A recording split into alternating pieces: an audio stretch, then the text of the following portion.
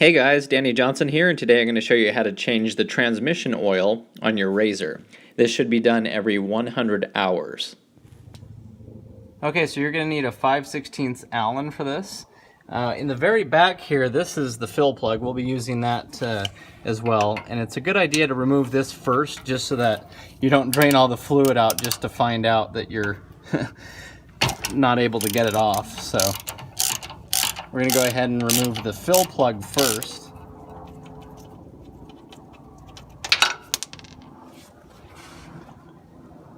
Okay, so the drain plug for the transmission, coming right here from the back, is right there. And it's also the same size 5/16 Allen. So we're going to go ahead and break that loose, and we have our oil catch pan here to catch all the fluid. Okay, so we just removed that plug and it's draining. Now the transmission plug does have a magnet on the front, and you will find some metal shards. So go ahead and wipe those off. It's normal to have some of that, but if it's super excessive, then you might want to look into it a little more. We're going to go ahead and just wipe all those off so we don't have any more metal shards floating around in the transmission. Okay, so we reinstalled our drain plug there. You just want to be careful that it's going in straight and not cross-threading. And it's 10 to 14 foot-pounds is the torque rating on that. So that's back up in there nice and snug.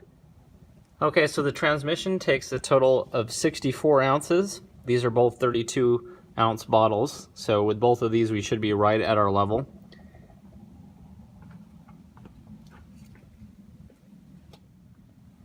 Okay, so we're just going to pour this very slowly through this tube until it goes down into the transmission fill area there.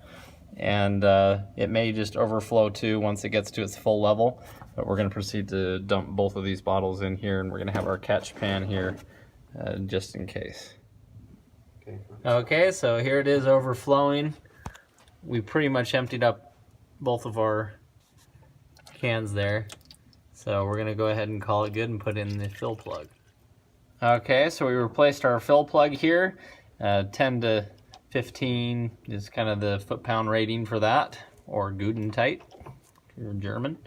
And then with that nice and tight in there, we're going to go ahead and just wipe that up and we're done.